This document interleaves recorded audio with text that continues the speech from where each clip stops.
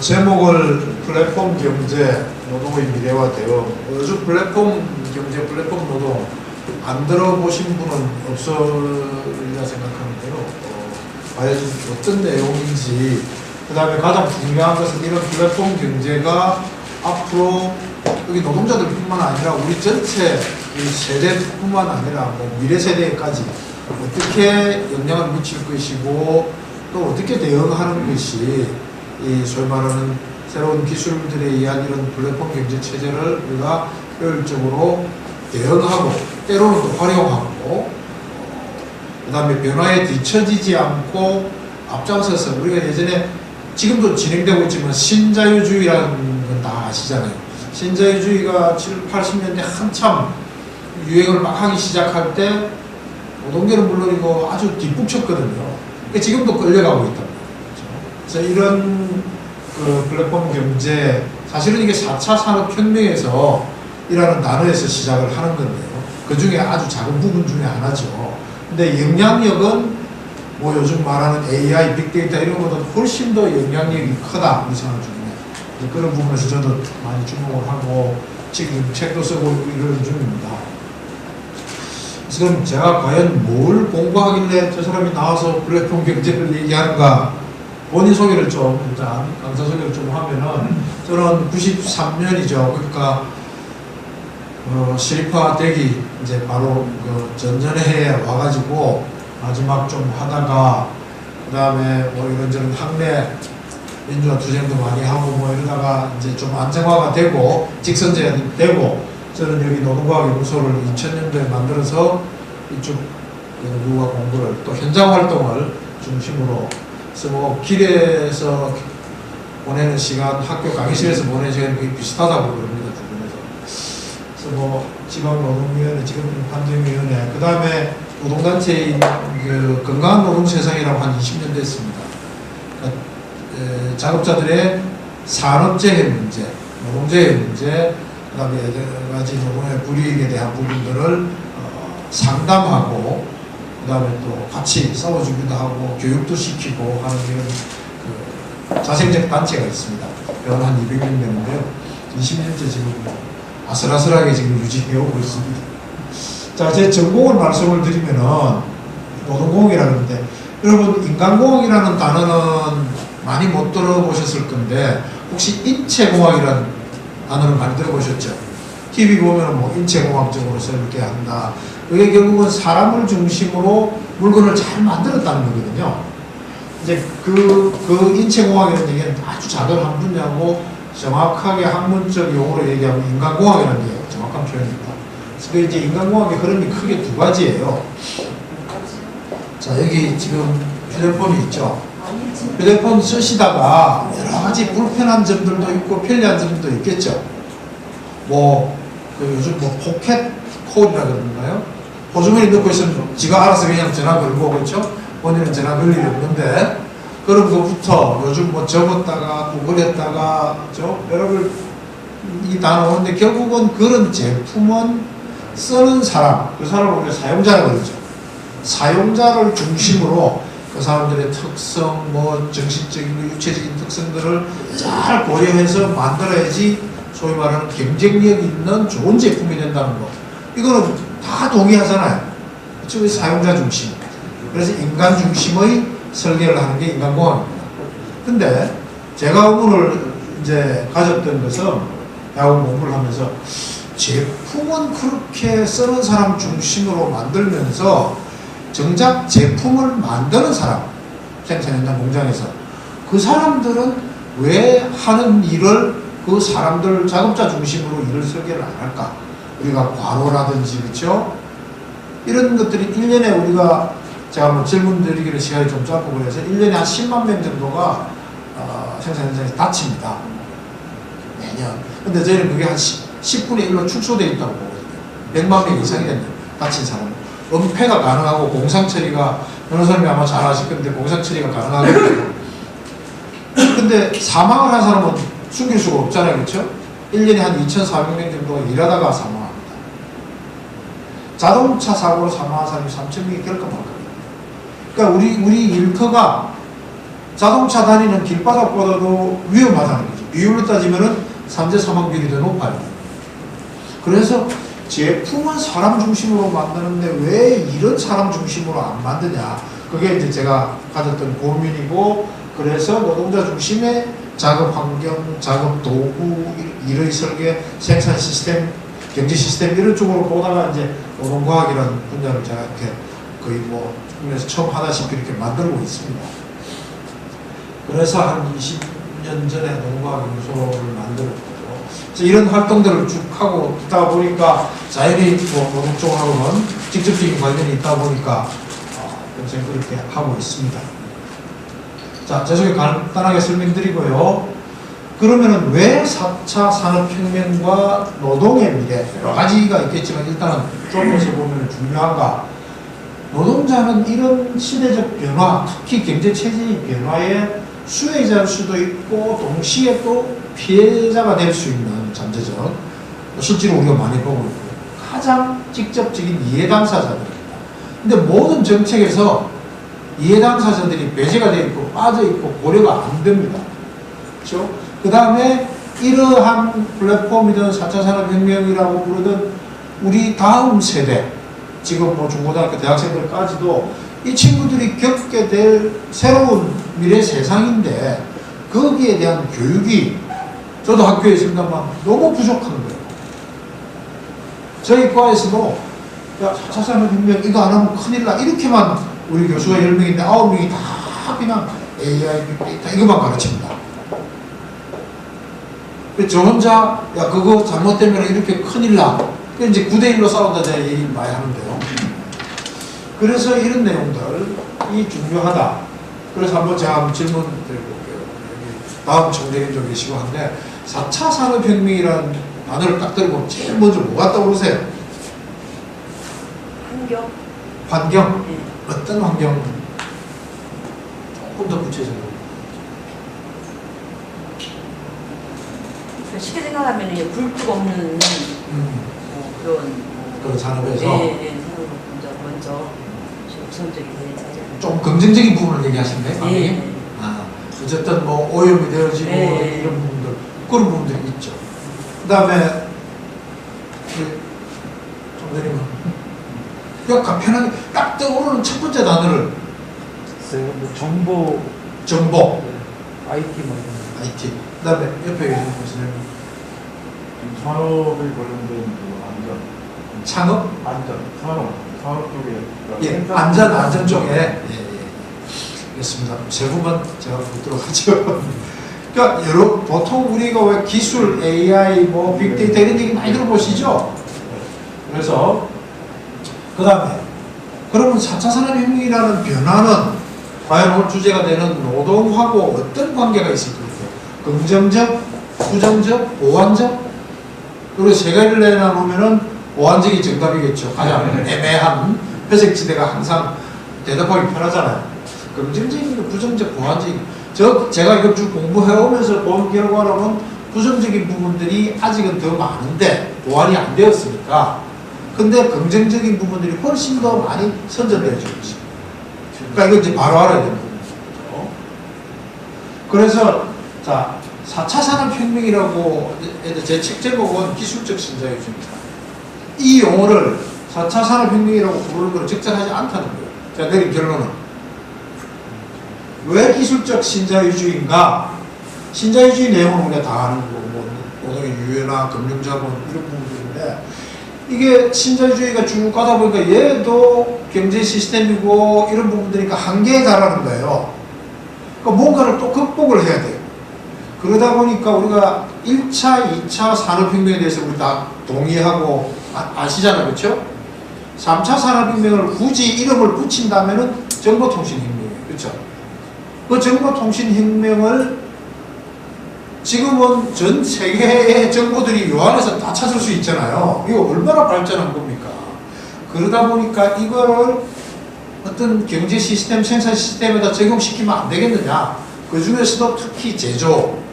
그래서 4차, 뭐 이제 통속적으로 부르는 4차 산업혁명이라는 단어는 독일에서 가장 먼저 시작을 했습니다. 근데 독일은 이런 IT 기술을 제조업에다 접목을 시켜서 제조업의 생산성을 극대화시키겠다는 게 본 목적인데, 그러기 위해서 AI, 빅데이터는 다 방법론적인 기술이거든요. 우리나라에서는 그 방법론적인 기술이 아주 중화되어 버린 거예요. 그래서 보면은 제가 지금 드린 말씀이 이겁니다. 전기기관이 나오고 전기가 나오고 이거는 정말 혁명적입니다. 그 다음에 정보통신까지도 혁명적이라고 볼 수 있어요. 근데 여기 그림에서도 보다시피 4차 산업혁명은 2차 정보혁명이라고 얘기하는 요 책이 제가 한 국내에 나온 거 한 90권을 봤는데, 그나마 4차 산업혁명보다는 가로를 내렸지만은 정보통신혁명의 연장이라고 얘기한 책, 요 책밖에 없었어요.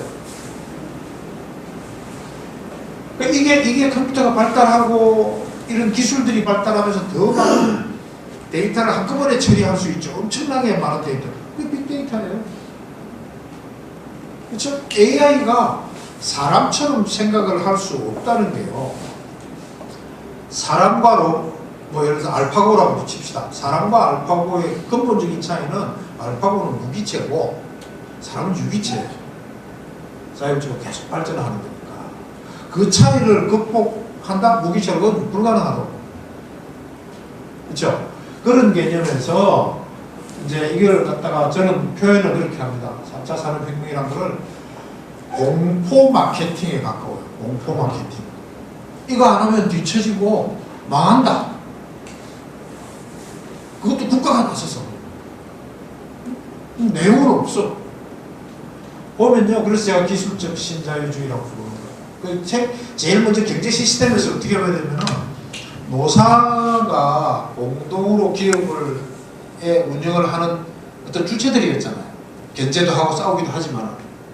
그 다음에 이쯤 오면서 거대 자본이 출현해서 일본 같은 경우, 우리나라 같은 경우 재벌이라는 개념, 미국도 다 마찬가지죠. 그랬다가 덩치가 너무 커지니까 문신의 폭도 뭐 줄어들고 경제성이 떨어지고 부대 비용이 많이 들어가니까 줄이는 게 뭡니까? 외주화거든요. 신자유주의고 노동주의나 하려고. 그 다음에 이거의 한계를 첨단 기술로서 극복하겠다. 어떻게? 기계와 기계를 연결하고 기계와 사람을 연결하고 실시간 정보를 가져가고 거기서 어마어마한 양의 데이터가 실시간 나오니까 그거 분석하는 기법들이, 사실은 빅데이터라는 거는 그냥 통계가 좀 더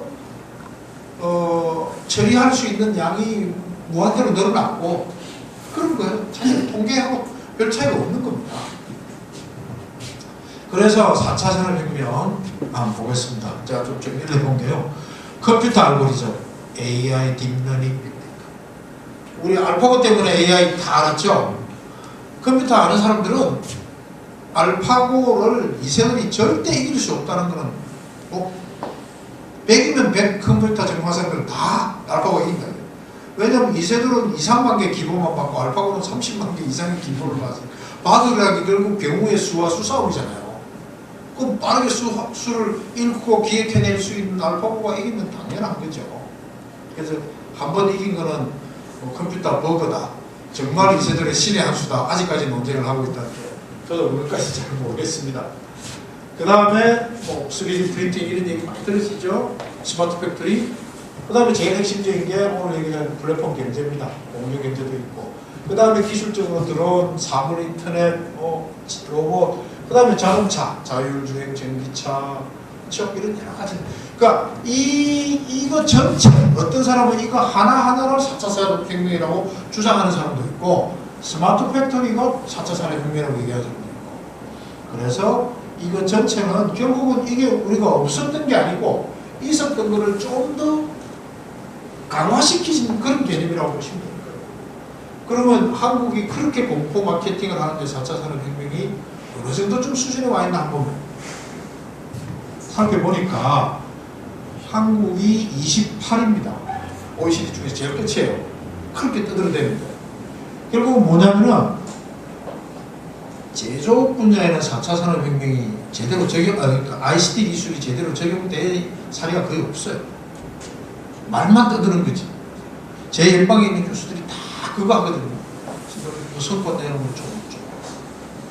이걸 이렇게 하면 기업이 잘 됩니다만 선전하고 그걸로 10짜리더라. 그래서 맨날 그러거든요.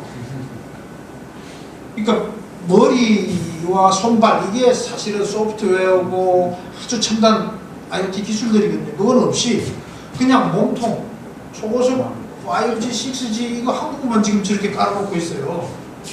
아무 소용없는 게 쓸 게 없으니까. 그 다음에 대통령 직속으로 4차 산업혁명 특별위원회가 만들어졌는데 한심합니다. 제가 아까 노동자가 직접적인 이해 당사자라고 그랬죠. 30명 중에 장관이 10명 당연직이에요. 그 다음에 10명이 ICT 벤처 전문가들이고 전부 게임 회사, 카카오 이런 쪽. 그 다음에 10명이 대학 교수예요. 그 전부 정보통신 쪽에. 노동계를 대표하는 사람은 당연직인 노동부 장관 한 사람밖에 없어. 그 직접적인 이해 당사자들에 대한 입장을 반영해주고 주장해줄 사람이 아무도 없는 거예요. 그러니까 이게 완전히 산으로 가고 있다니까요. 대통령 직속 한번 들어가 보시면 홈페이지 딱 요거 있어요. 요거. 그 다음에 데이터 특별위원회, 스마트 도시, 디지털 헬스케어. 이게 왜 특별위원회 3개 중에 그러니까 딱 요거만 3개를 해야 되는지는 이해가 안 가요. 자, 영국을 보면은 다 모이고 교육기관 모이고 뭐 민간 사회적인 다 모여서 아예 새로운 제3섹터로 만들어서 조직 차원에서 제대로 가지고 갑니다. 그렇죠?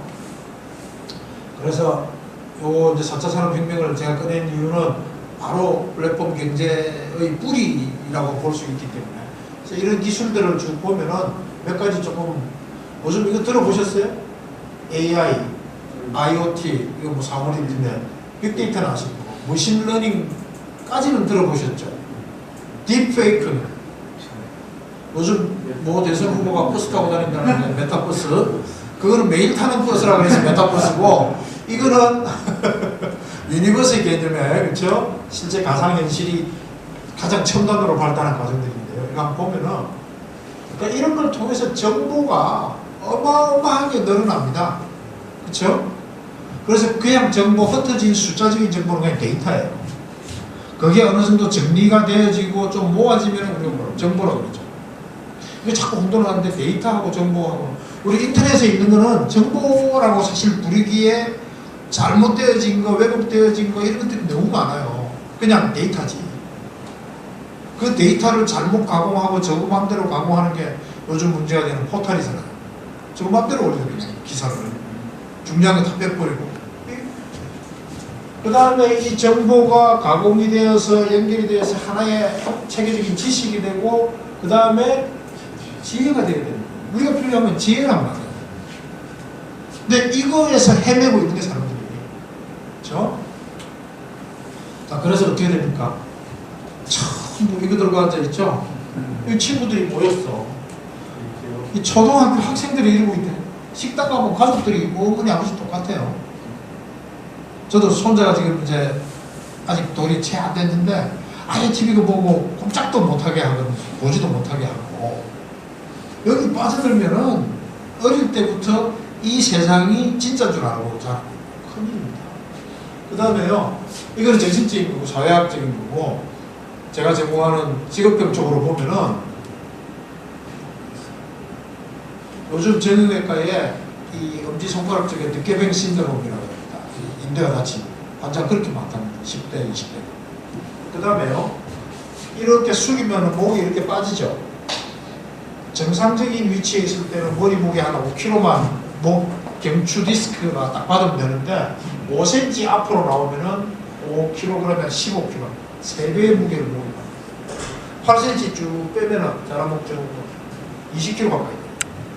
그러니까 이게 정신적으로 육체적으로 얼마만큼 피해를 가져오는 건지 이거 모르잖아요. 그렇죠? 그냥 이거 모르는 거야.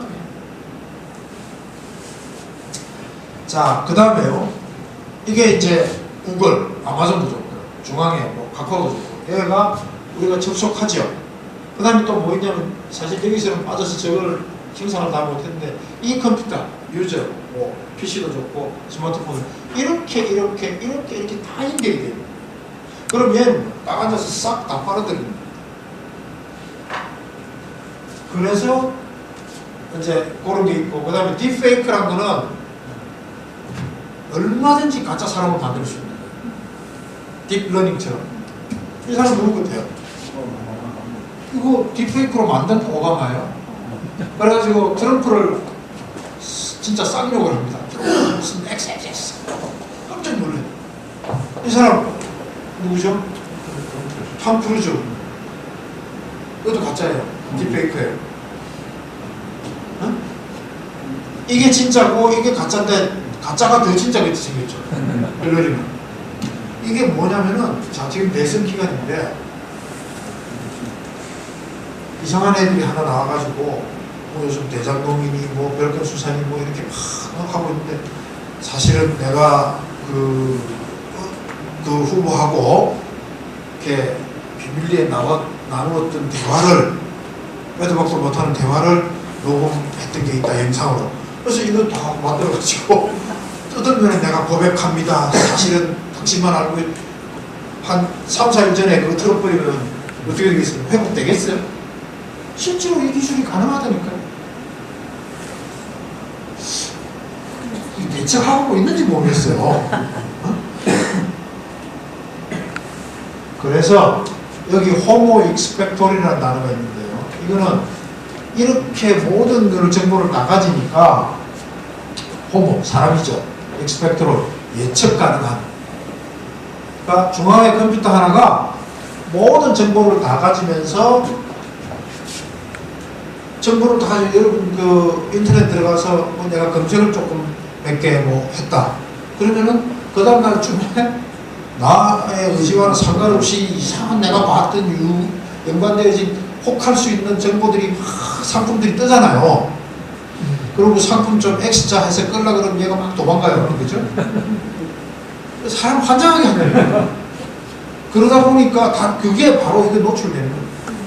그래서 주는 정보에 길들여져서 뭐 하는지를 다 예측하고 관리하고 정보 던져주면 그걸 쭉 쫓아가게 만드는. 그래서 얼마나 통제하기 쉽나. 그런 인간형을 호모스펙트로.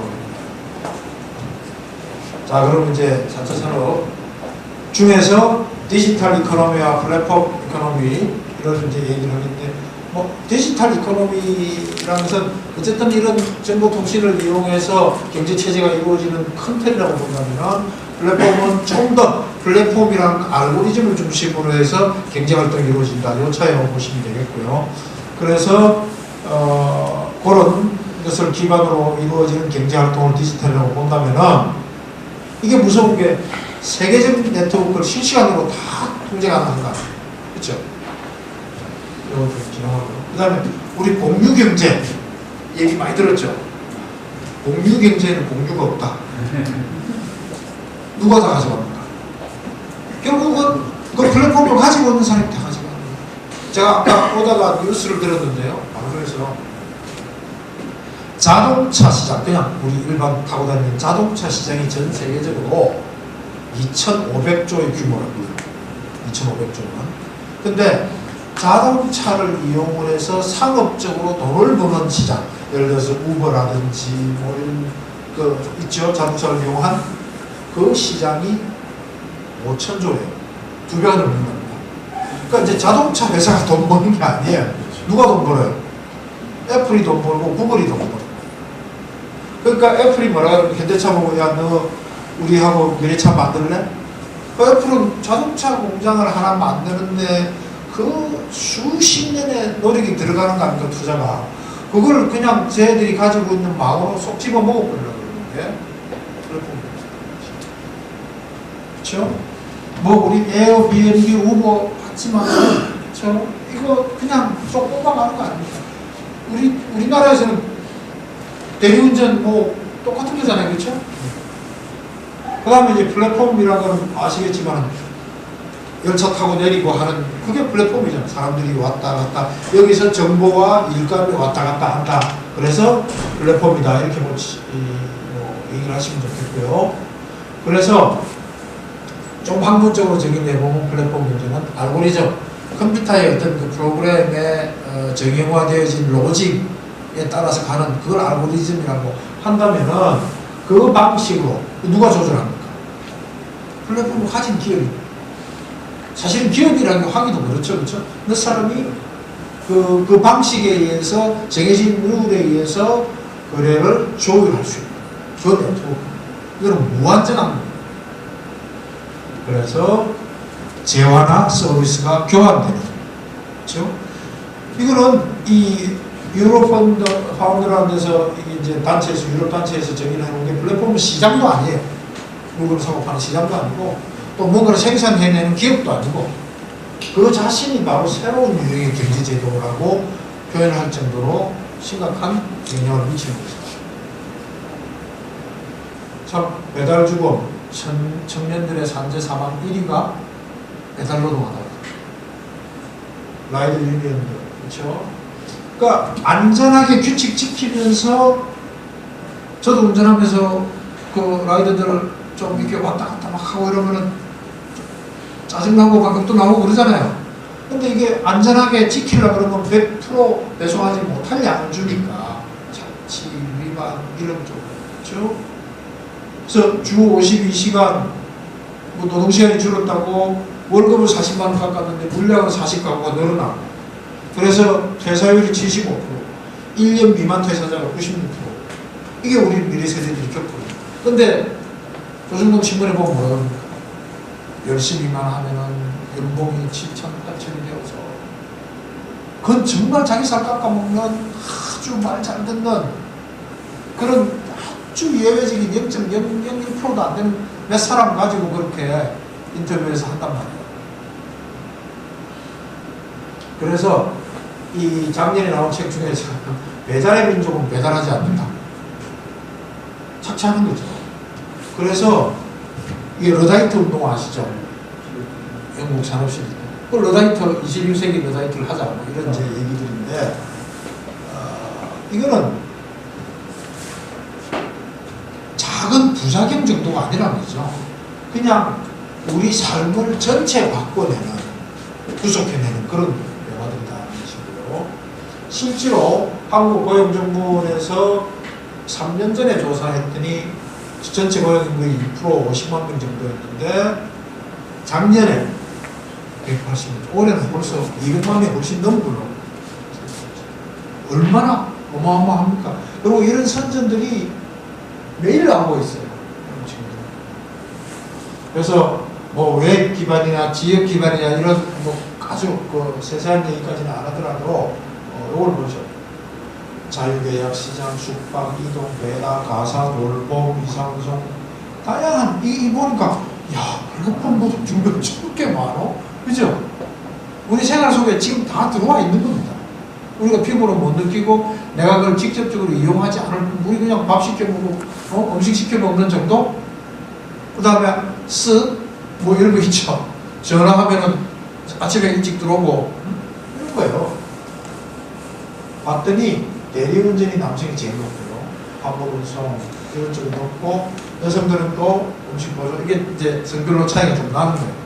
이건 뭐 이게 이야기보다는 제일 중요한 거는 우리 보시는 변호사님 계시지만은 노동이에요. 노동 안 해요. 플랫폼에서 일하는 배달 노동자들은 모든 이분들이 노동자죠.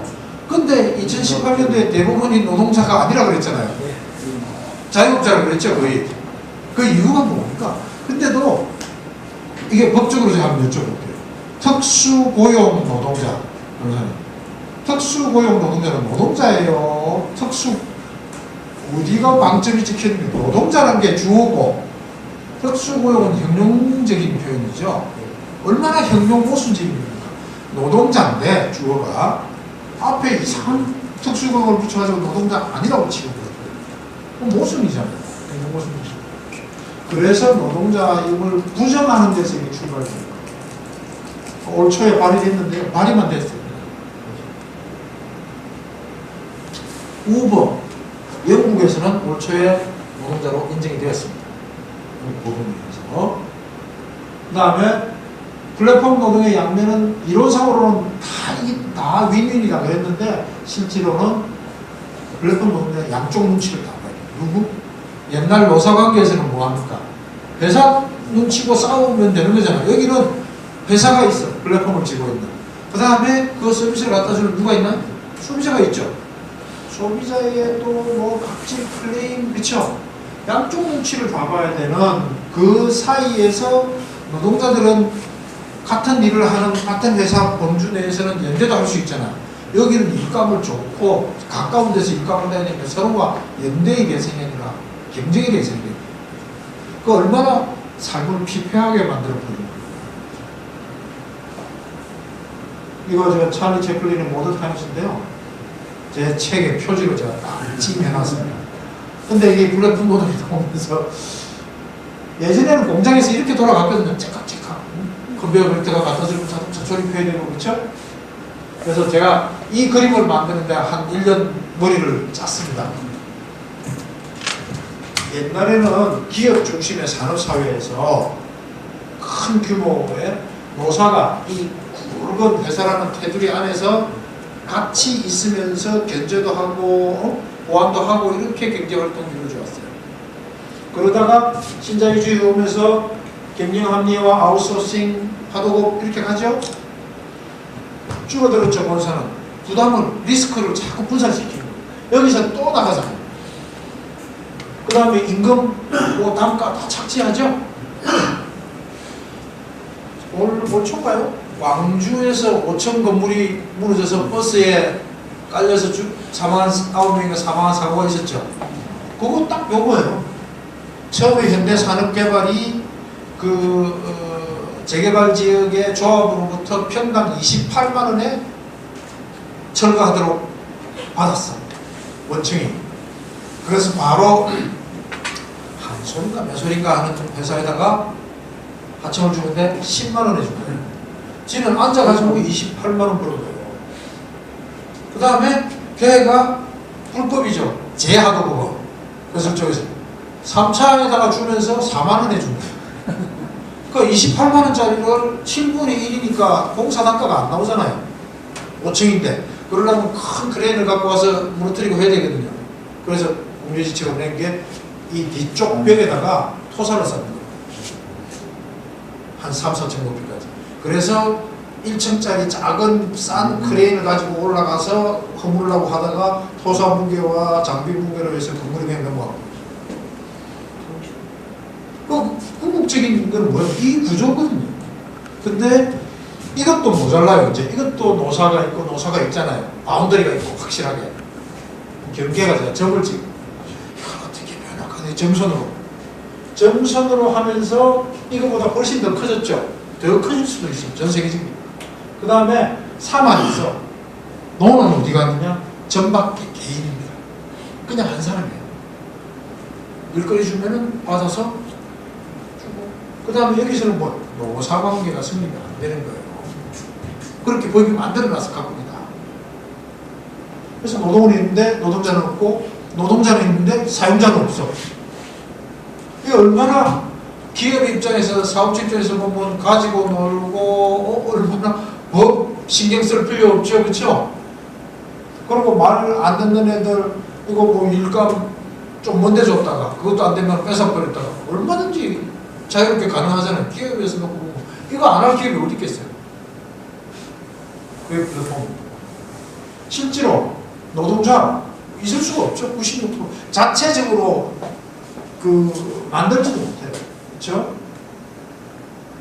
그래서 배민 그러죠. 배달의 민족. 배달의 민족이 배제된 민족. 그래서 배민이라고 합니다. 이 친구들이 그렇게 참 자조적으로 얘기를 하는데요. 이게 근본적인 변화는 정보 비대칭. 한쪽은 정보를 다 가지고 있고 한쪽은 그냥 받아주는 정보만 만든다는 이거 차이고, 그 다음에 일자리를 우리 테일러리즘, 뭐 분업 이런 거 보면 일을 단순 작업으로 나누잖아요. 이걸 더 쪼개는 거예요. 그래서 누구나 쉽게 할 수 정말 아무 의미 없는, 그렇죠? 그래서 근본적인 변화로 가게 된다는 것이고, 그래서 그 권호성이라는 교수가 그 법학 하시는 분인데 해놓은 게, 플랫폼 기업은 이게 노동자 생활을 어떻게 하면 자발적으로 동의했다, 콜 잡는다는 게 여러 가지 근무 조건에 대해서. 그 다음에 지시 명령을 매뉴얼에 따라서 하도록 하고, 고객이 또 별점으로 평가하면서 이 평가를 고객하고 회사가 분업을 하는 거 이런 과정들을 거치는 거죠. 그래서 독립노동, 경계노동법 회피, 사용자 없는 노동자 이런 식으로. 그 다음에 여기 보시면은 전통적인 택시 회사는 택시도 가지고 있고 기사분들도 고용하잖아요. 여기는 타다는 자동차의 소유는 소카가 가지고 있어요. 렌트카. 플랫폼은 VCNC라는 회사가 또 가지고 있어요. 기사는 확인했죠. 이게 나중에 누구에게 책임을 물어야 되는 거죠. 결국은 어디서 가져가겠습니까? 여기서 많이 가져가요. 통제하는 거예요. 그래서 고객들에게 별 부탁드려요 이런다는 거예요. 실제로 임금노동자 전통적인 그 다음에 자영업자 있죠. 특고라고 얘기하는 건 사실 이 정도밖에 안 돼요. 아직도 플랫폼 노동에 대한 정확한 정의가 안 됐으니까 그러면서도 일을 하고 이 사람들이 대다수라고 보시죠. 해외에서는 그것도 빨리 넘어가겠습니다. 프랑스 이런 노동들 보면 임금 근로자의 유사한 자도 노동자에 포함시킨다 이런 개념들이 있고 프랑스 파견이라는 우리나라 지금 대법원하고 비슷하죠. 그쪽에서 임금 노동자 관계가 인정될 수 있다는 것을 얘기했고 우버 근로계획에 해당한다고 노동자성을 법원들이 인정을 해 나가기 시작하는 겁니다. 암호법이라든지 이런 데서. 그 다음에 뭐 대표적인 게 미국의 그러니까 주 단위의 법이죠.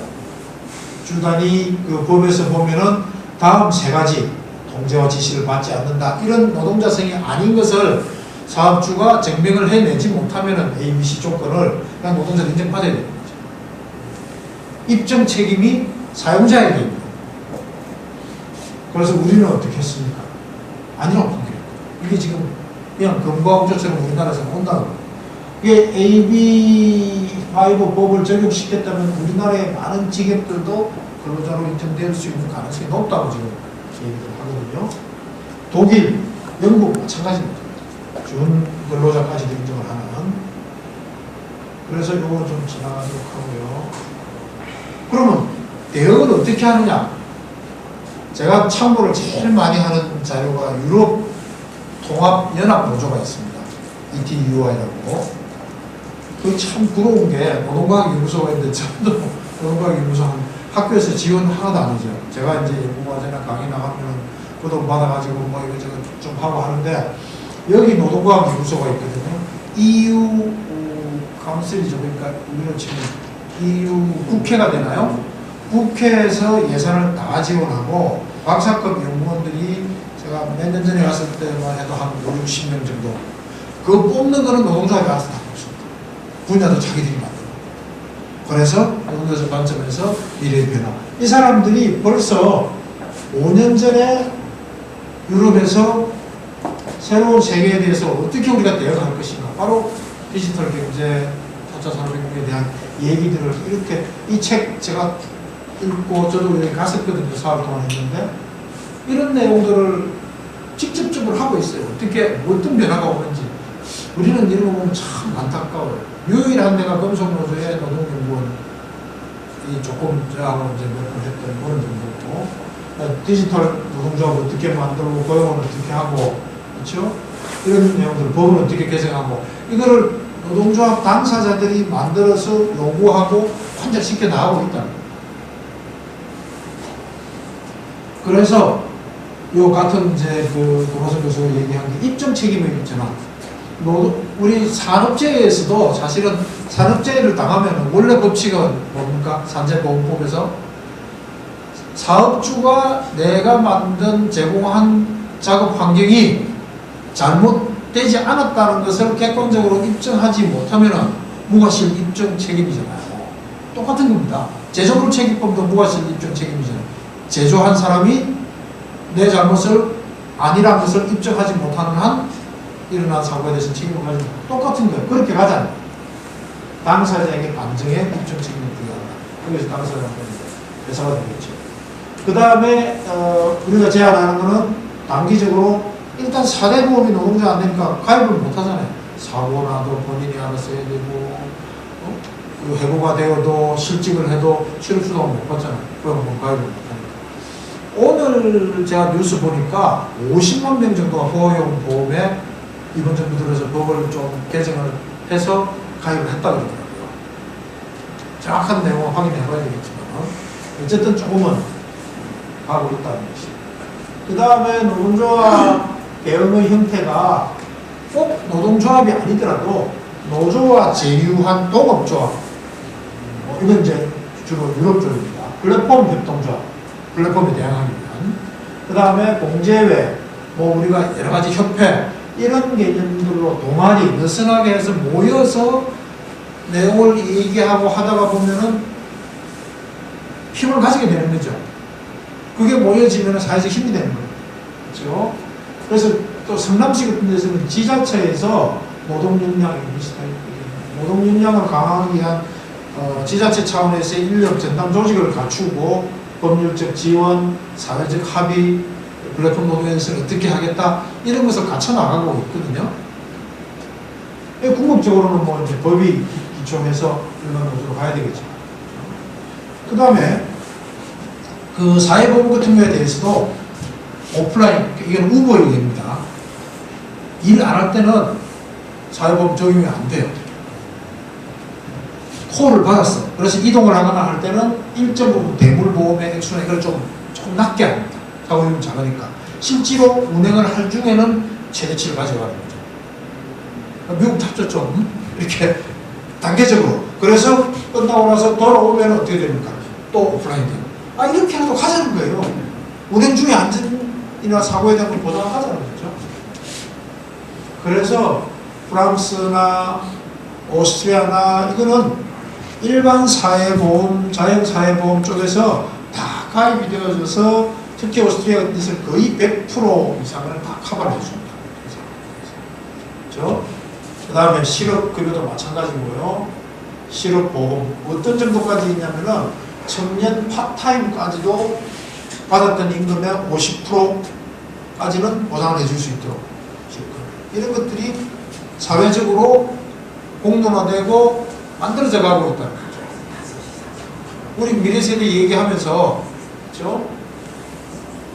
그 다음에 경기도나 뭐 경북이나 이 군산에 보면은 매달에 역전의 명수라고 영화가 나왔던 그거 패러디한 거 같은데 군산에 그렇죠? 이런 공공오앱도 사실은 문제가 많기는 많아요. 근데 상대적으로 투명성을 확보할 수 있다는 부분에 대해서 왜 이걸 갖다가 개인적인 영역으로 자꾸 두느냐. 그 다음에 이제 이거는 실제 보고서가 나왔던 성남시의 사례를 잠깐 나도 인용을 좀 해봤는데요. 600몇 명, 지금 우리 와이즈맨에서 이거 계획을 하고 계시니까 600명 이상을 조사를 했어요. 라이더, 대리기사, 뭐 클라우드 모던까지 가사도움까지 해봤더니 뭐 이런 방법들 심층 면접, 설문조사 이렇게까지 다 해서 해보니까 그러니까 이제 성별로 어떤 업종에 가장 많이 종사하더라는 것은 이해가 되었고요. 음식 나이들 같은 경우에는 20, 30대 비중이 절대 다수를 차지하고, 그렇죠? 가사도우미 이런 쪽은 대리운전 쪽은 50대 이상. 그러니까 이래 어떤 전문적인 부분들이 있느냐 없느냐의 차이거든요. 그 다음에 이거는 그냥 인문학적인, 인구학적인 결과니까 참고를 하시도록 하고, 제일 이제 중요한 것 중에 하나가 전업. 이게 우리 가정을 먹고 살게 하는 전업이라고 하는 사람들이 음식 배달 라인은 90%. 이게 세계 유일한 수단입니다. 퀵 서비스 98%. 그렇죠?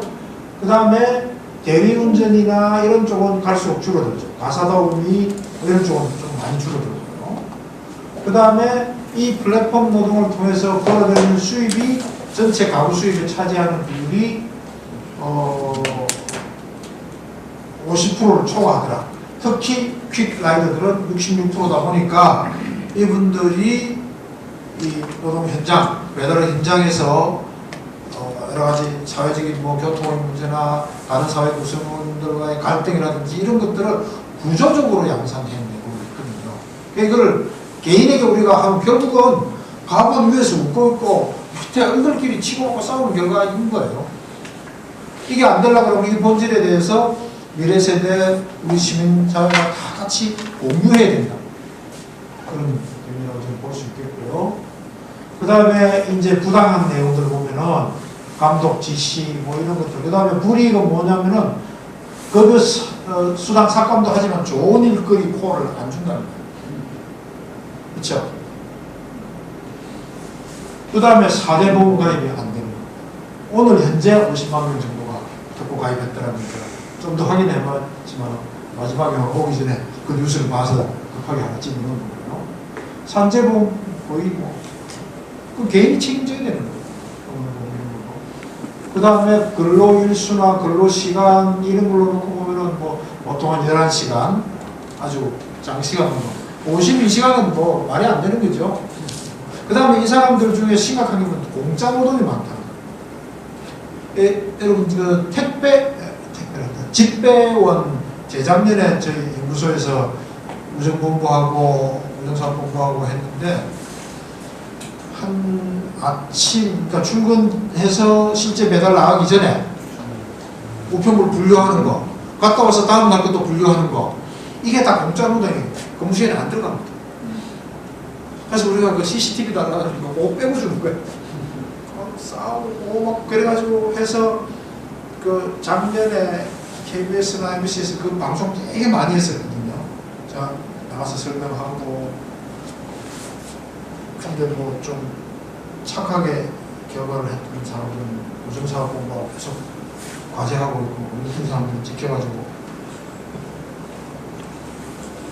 그렇습니다. 그런 것들. 그래서 도대체 교육부에서는 뭐 하고 있는지 한번 궁금해갖고 다 뒤집어 봤어요. 4차 산업혁명에 대해서. 미래 세대 얘기를 하셨으니까. 없어요. 정책 보고서가 딱 이름은 뭐 있습니다. 4차 산업혁명 미래교육 혁신을 위한 정책 제안. 뭐 4차 산업하고 관련된 게 뭐 있는지. 교육 거부는스 대비하는 민주시민교육, 지구촌 리더, 통일한국, 획기적 개선, 뭘 획기적으로 개선하는 거야? 100세 시대 평생학, 그러니까 이게 없는 거예요, 내용이. 답답한 거야. 이 내용 가지고 좀 심화해서 교육청에서 자성교육감 해달라 그래서 올 총각 작년에 나가서 하면서 교육청 뭐 합니까? 막 그래. 이게 뭐라 그랬던 적이 있는데. 하여튼 뭐 그렇습니다. 그래서 미래 세대에게 변화의 본질을 좀 가르쳐 주자. 이게 우리 삶에 어떤 영향을 줍니까? 제가 그 공대에 있지만은 저는 산업경영공학과잖아요. 15년 전에 만든 과목이 자랑스럽게 만든 과목이 하는 공학, 철학 및 윤리랍니다. 그러니까 기술이 우리 사회에 어떤 영향을 미치나 너 모르고 기술만 공부하면은 깡통 소리 듣는다, 앞잡이 된다. 저번에 그럴래 과학기술의 민주화 이런 것들을 많이 이제 가르치거든요.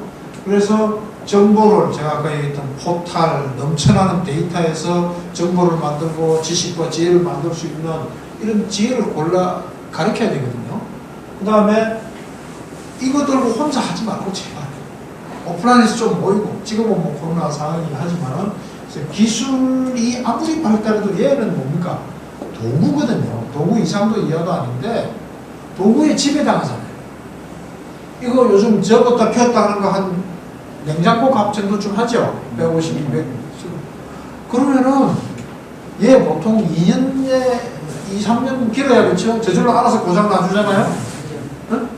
그게 다 기업의 최고의 품질관리가 전자제품은 일정 시간 지나면 고장나게 만드는 거예요. 그걸 계획된 노후화라고 그러거든요. LA에 리버모어라는 소방서에 가면은 올해로 122년 됐을 거예요. 에디슨 때 만든 백열 전구가 아직도 켜져 있어요. 필라멘트가 안 끊어지고. 처음에 너무 오래 가니까 웨스턴 하우스나 일렉트릭 여기서 담합을 해서 만든 게 전구 수명을 1000시간을 줄일 거예요. 그러다 LED가 나오면서 마셔야 됐죠. 근데 120년을 아직도 쓰고 있다니까. 실제로 불을 밝히고 있어요. CCTV가 전 세계를 중계해주고 있습니다. 들어가서 보세요. 그런 것처럼 이거 냉장고 한 대를 온 가족들 한 사람보다 냉장고 한 대를 보증금 넣고 있다는 거예요. 그리고 냉장고 한 대를 2년에 한 번씩 바꾸는 거 아닙니까? 그러니까 IT, 우리나라는 IT가 하다못해 제조업에 적용이 되어서 사회적 생산성이라도 높이면 그나마 나은데, 그것처럼.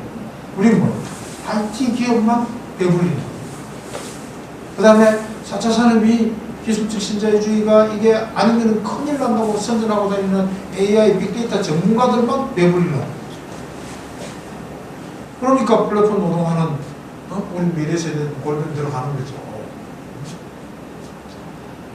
그 다음에 변화의 당사자에 대한 교육, 뭐 이런 것들이 학교도 해야 되겠고, 그 다음에 지역사회나 이런 쪽에서 또 지자체가 당연히 해야 되겠죠.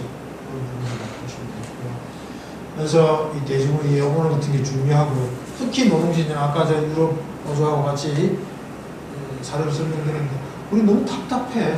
정말.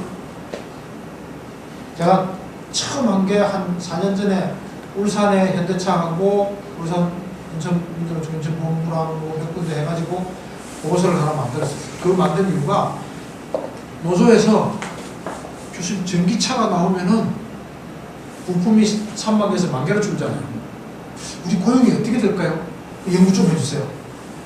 근데 그게 문제가 아니라 이 기술적인 변화가 문제거든요.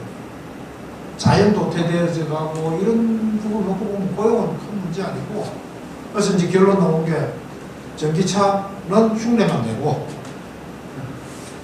당분간 20, 30년간은 하이브리드로 가고, 그럼 우리 일본에 독특한 거예요.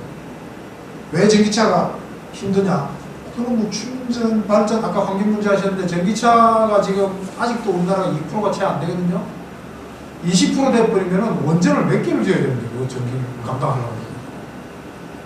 충전 이런 아직 인프라 치면은 그 다음에 배터리 문제, 그렇죠? 그건 불가능하다, 현실적으로. 그래서 상용차들, 뭐 운송을 한다든지 공공기관이라든지 놔두고 항상 충전하면서 할 수, 이 정도만 하면 되지 승용차는 그건 불가능합니다. 자율주행차는 나와도 저는 안 탑니다. 뭐 불안해서 어떻게 탑니까? 몰라. 이거 하고 자는 친구들은 모르겠죠. 근데 나중에 법적 문제까지 나오잖아요. 그렇죠? 그래서 전기차는 환경 얘기하니까 흉내만 좀 내고 면피하고 하이브리드로 하고 수소로 가자. 이제는 그렇게 이제 5년 전쯤에 4, 5년 전쯤에 보고서를 노사 양쪽에다 다 줬거든요. 그렇게 어느 정도로 가는 것 같아요. 그래서 제가 15년 만에 차를 바꾸는데 하이브리드로 샀습니다. 너무 좋습니다. 그 다음에 우리 사회의 노동의 역할이 여전히 중요하고 이런 부분들, 그 다음에 기본소득도 사실은 이런 변화와 관련해서 소위 말하는 유럽에서는 디지털 루저, 위너 이런 얘기들이 나오거든요. 그 개념에서의 변화에 따른 대응으로서의 사회적 보장의 개념, 우리 복지 반대하는 사람은 없잖아요. 그렇게 좀 SNS도 가야 되는데 뭐 자꾸 좀 이상하게 좀 하다가 뭐 빠져버리고 성당 나오고 그러니까 자꾸 동력을 잃어가는 것 같아요. 거기 있는 그 정책하는 교수들 우리 다 조합원이라서 교수들 조합원에서 맨날 가끔씩 전화하면 야, 좀 잘해라. 답답합니다. 이 사실 기본소득은 나온 지가 지금 거의 250년 넘었잖아요. 말씀을 드리면서 마치도록 하겠습니다.